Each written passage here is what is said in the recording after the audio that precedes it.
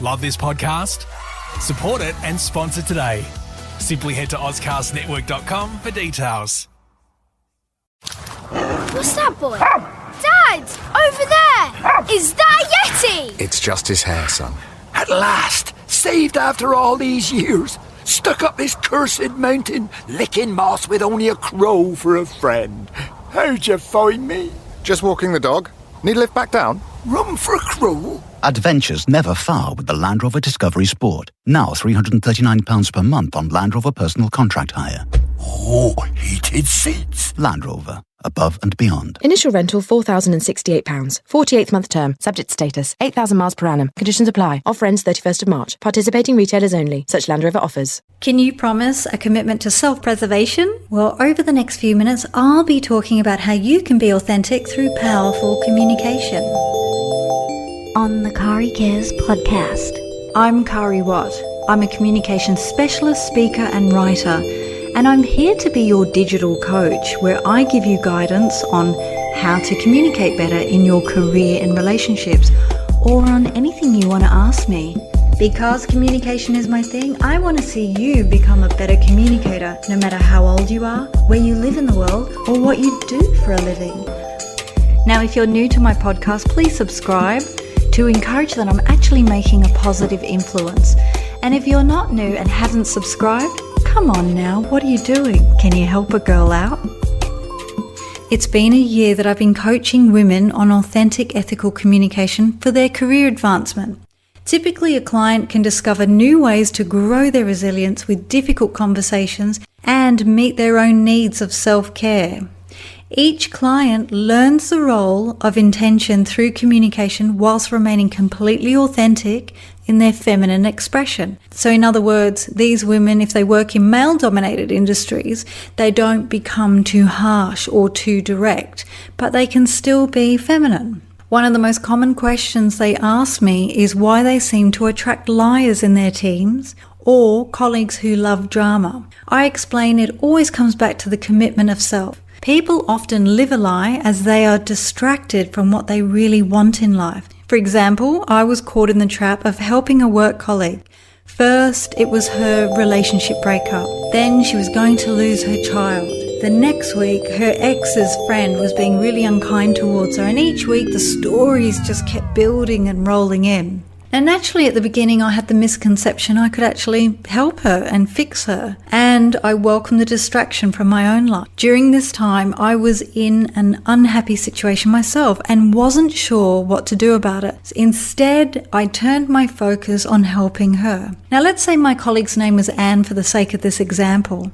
Anne and I caught up over lunch. She was in tears because her relationship was ending. I hardly knew her at this stage, and it never occurred to me she may have mental health issues. The following months were spent trying to keep her safe, mostly from herself. What is interesting is that she turned her hatred towards me by making false allegations at work. Now, Anne truly believed that people were jealous and out to get her, when in fact they were just trying to help. But in these attention-seeking situations, it's far better to remain silent. In the long run, everyone realised the allegations were false. Now, Anne, to this day, cannot admit her own mistakes, but deflects them onto other people, continuing the cycle of self-destruction. Her communication is seen as inauthentic as she continually builds mistrust around her. So what do you need to do in a situation like this? Well, you need to change you first. When you spend time with people, it can determine your happiness, health, and even your income. It also determines the level of success and contribution you have in the world. So through personal development, such as getting a communications coach, you can create change really easily. You'll learn the tools to reframe what you want to say so that it's clear and concise and to the point without being harsh or too direct. Now, there is a fine line, and I do cover this in one of my online courses, Turn Difficult Conversations Around. If you want to know more about this, please get in touch with me by sending me a message on Facebook or Twitter at Kari Watt with the hashtag of this podcast, your hashtag Kari Cares, and let me know you want to know more about it, and I'll add you to the mailing list. And because you've signed up for the mailing list, you'll also receive a free ebook.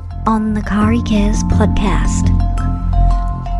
Now, motivational speaker Jim Rohn says in one of his videos, success is something you attract by the person you become. So, in other words, if you change, everything around you will change for you. So it's not what happens, it's what you do about it. If you start the process of change, like doing something different with your communication style for the next 90 days, you might want to get a communications coach. You might do an online course or something like that. Or you might watch free YouTube videos or listen to my podcast. Whatever it is, you are creating the change. And if you implement them, you may still have the same circumstances around you, but things will change because you are changing yourself. Right now, what you have is what you have attracted because the person you are right at this moment. So you need to take responsibility to make that transition. In other words, if you complain, do something about it to change your circumstances. In communication, speak authentically about your concerns or look within. When you become honest with yourself and take action, you can create a positive change in your life. If you will change, everything around you will change for you. So you don't have to change what's outside, you only need to change what's inside. So what is the commitment to self? Well, to me, being committed to something means that you'll do whatever it takes to attain it. It's where you stop wondering and start doing. You stop being distracted and start learning and connecting to others that want the same things. You build a network of emotionally intelligent friends. When I talk about emotional intelligence, I'm talking about people who have the ability to identify and manage their own emotions and the emotions of others. It definitely doesn't mean being able to speak your emotion. It's actually quite the opposite. It's being able to recognize your emotions and the emotions of someone else, but speak in a clear and compassionate way without bringing your emotions into it. Now, being committed to self also means that even when you fail, it's kind of a blessing because you see the challenge to do something better. You begin to accomplish goals that reflect your values and you gain a greater sense of self. For example, if you're married, you will change what is necessary to ensure the marriage works. If you're committed to your job, you will learn what is needed to thrive in that career. You won't begin to entertain the victim mentality. You know those people that it's always, oh, this is hard. Oh, I can't do this. Oh, I don't know, my week's been bad. You know those people where it's always a drag and you feel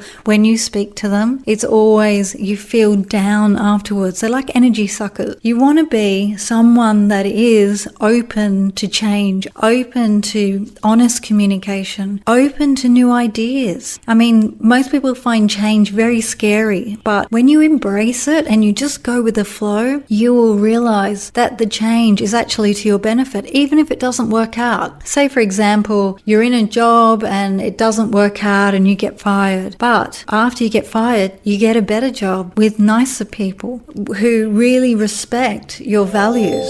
I mean, not everything is supposed to be forever, right? Because if you're not willing to change, then how can you commit to anything beyond what you currently have? Don't wish it was easier. Wish you were better. If you want more, you have to become more. So let's look at life. Life is a reflection of self.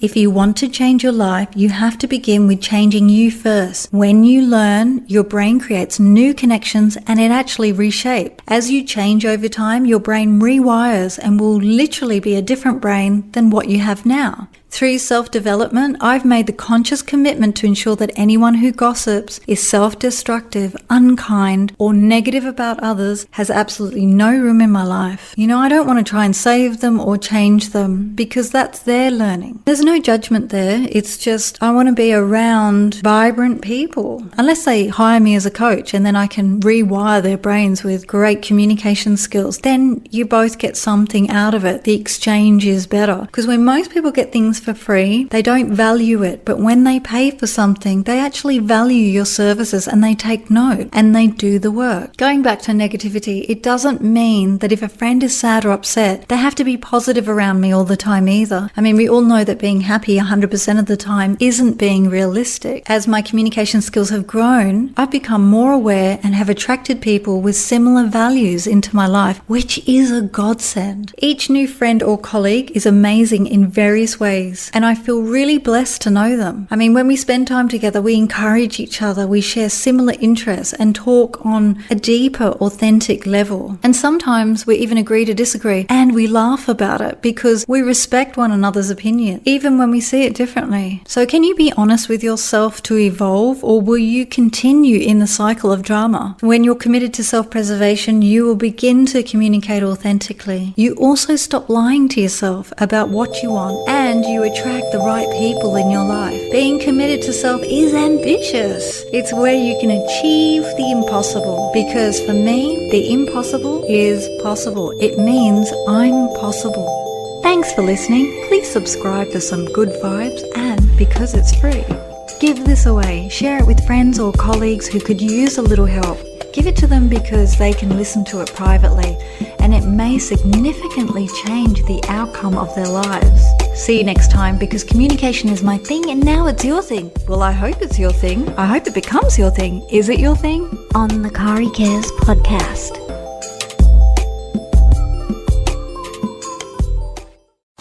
Love this podcast? Support it and sponsor today. Simply head to AuscastNetwork.com for details.